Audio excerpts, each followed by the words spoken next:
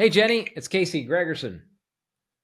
Hi, How how are are you? you doing? Hey, good, good. Thanks for your patience. I was just picked up, yeah, I got tied into a meeting and was picking up kids and all sorts of chaos, but I'm free now if you No still worries.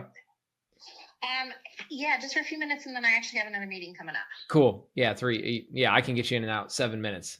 I can, and up. well, at least give you enough to be dangerous and figure out next steps. But okay, cool. Well, I know Mike kind of ran this one by you or talked to you about this one. Yeah, I'm kind of with you. Mike shared kind of what you shared about Sioux Falls. I mean, I love the market. Love the growth going on there. And I like the value add opportunity here. Because just kind of recapping it, if they finished off that basement, sounds like it would increase the value quite a bit, huh? Right, at least and I definitely think move so. it. Yeah. Cool, cool. Yeah. Okay, Yeah. got it. Shoot, you know what? He didn't give you a link. Like, you know what? I'll do this too. Once we get done, I'm going to send a screenshot of like the way I would structure this deal because it's a little bit different than than you're probably used to. But because effectively, I want to get the sellers what they're wanting out of the house, possibly more. But let me think how to frame this up because I know, or what, just so I can frame it up the best. Like, do you work with fix and flippers very often, or mainly just sell to retail clients? No, I work with fix and flippers too, and I actually just closed on one myself today. Oh, so you get the game. Okay. Now I know Yeah. my audience. Okay. I always like to start that so I break it down correctly. So effectively, we want to flip it. But as you know, if we got to flip it, you got to buy it cheap enough and you got to be able to cover all your holding costs, all the typical market volatility. Like there's all these things you got to mitigate, right? But what we Yep. do, and that, like, guess what makes us different, and why Mike's like, man, Casey, you got to present this and see if it works. What I do is instead of having to buy it twice, and last thing, are you familiar with novations or heard of that? No. Okay. A novation is where you basically just agree to a certain price with the seller. And then if you get above that, it's kind of like a net listing. Have you heard of that? Yeah. Okay. So it's anyway, but this is a little different because we would go in and we would do the renovation. And I know sounds like it's not a huge job, but what I do is like, I'm very conservative on my numbers on the front end to rehab it. And then what I would do is I would still try to get the sellers like, because do you think, I mean, anywhere from like 270 to I put a range in here, like the lowest, if we went and finished off the basement, I put like a low ARV of 270 upwards of 300. Is that fair if we, and I especially think in, that's too high. I think okay, in our current market, I'd say 260 to 265. In a spring market, probably 265 or a little above. okay. Um, What's the but it's cap, do you only think, in the spring? Like 275 tops? Yeah, and even then, we have a lot of townhouses on the market right now. And this one only has a one stall garage. So Got I it. don't think you can go. I really don't think you can go any higher than 275. Okay. All right. Well, that's good to know then. Okay, because I was hoping that springtime. I just know in other markets, but I know what you're saying about townhouses. They kind of have a ceiling versus single families. Okay. Yeah, there's just so many new construction ones available that if someone's going to pay 275, well, they might as well pay 285 and get brand new with a two stall garage. Got So it. Yeah. Okay. So that throws me off slightly a little bit, but I think it could still work. And maybe we have to play with numbers, but let's say in our kind of good case, we get 275 for it. Essentially, the seller would get 203 out of it. And that would be like their net price. Like, and you would still, because what we do is I would go in, I would do all the finish out, I would fix it up, and then you would still list it. So you'd still get the listing. And then I always like calculating like what with like all the holding fees and all that, what would it look like? But the key is we only pay closing costs once. We only pay, like, I don't have a huge cost of financing because I don't have to go finance 250 or 200K, right?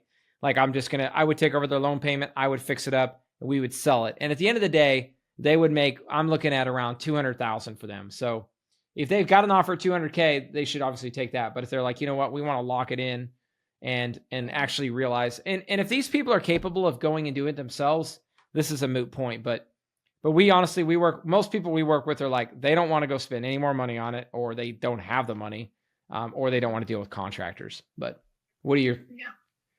what are your kind of thoughts on that? Well, I think you should put it in writing what you're proposing, and I will present it to them and see what they say. Okay, That's all I can do. perfect. Got it. I just wanted to kind of get your feedback so I could best present it. So to summarize, I'll say, hey, what we would do is we would go put the money into it. By the time we sell it, we think we could get you around 200K. I'm looking at like 203 is the number I've calculated based on holding costs and commissions and all that. But yeah, they get around to it. So what I do is I'll just send an LOI. It's like a 1-pager, and I'll just kind of explain. I mean, do you need any other detail other than just saying, hey, like I'm looking at the table. I know you're looking at, you know what? I know you got to run. Why don't I send you a picture of like the table that calculates this? And if you think it's good, I'll just basically put that table into an LOI, a 1-pager, and share it with them. Is that, you think it's best? Yeah.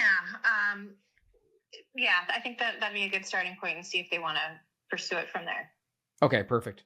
Yeah. And again, if they're, and I totally get it, right? If they're getting other cash offers or not cash, but if they're getting other like straightforward conventional offers, this won't compete, right? And you won't hurt our feelings if you're like, yeah, no thanks right now. But yeah, keep us in mind too, because I know how it goes. Sometimes things sit and they're just like, you know what? Let's get this thing moved, you know? Yeah. But I just don't want to make it. I could go make a cash offer, but I just hate doing that because it's inefficient, right? Because I've got to pay closing fees twice, and it's just a different risk, and unless they really need the cash. And from my understanding with Mike, they don't need to take like a low cash offer, right? No, they wouldn't consider a low cash offer. Okay, that's what I kind of figured. To save our time with that. But okay, yeah. Well, cool. Well, let me send that over, and then just let us know what their feedback is, and we'll go from there. Sounds good. Thank you very much. All right, got you in 6 minutes. Perfect. All right, thank you. Sounds good. All right. All right. Thanks, Jenny. Bye. All right. So to recap that one, guys, I was looking at let me share my screen just for a second so you guys can see what I was walking her through. And I'm happy to share this, but Mike did a nice job of highlighting this. So this is their rough loan amount. The problem was I was trying to go up to 320, but she tightened up the ARV, which is good, right? Usually agents will be like, oh, I could sell this thing for 320, but she's pretty realistic, which I like. But anyway, it's got the loan amount, other expenses. The big thing is the rehab, right? And I'm going to try to get her not to focus on that because, it doesn't really matter. At the end of the day, it's what they get at the end. And we might further simplify this, but I'm going to now just go get a screenshot of this. And you know what? I'm just going to tell Mike to put this much in there. Mike, I would do this. So I'm going to hide this row. Hide. And I would just take this out. And I would say, this is the offer. Loan amount, profit. I would say this is the profit share. You're going to get 90% of the profit. And these are all the other parameters.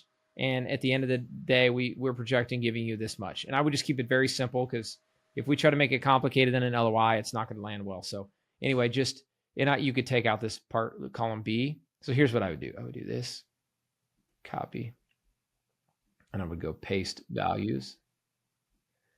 All right. And then I would move all this over. Wait, which was the one? Yeah. And then I'd cut this. And this is what I would send. I would send this much to them in a little table. And your profit share to, and then you can drag this out a little bit bigger. Holding costs, just simplify that. Closing costs, sale price, profit share.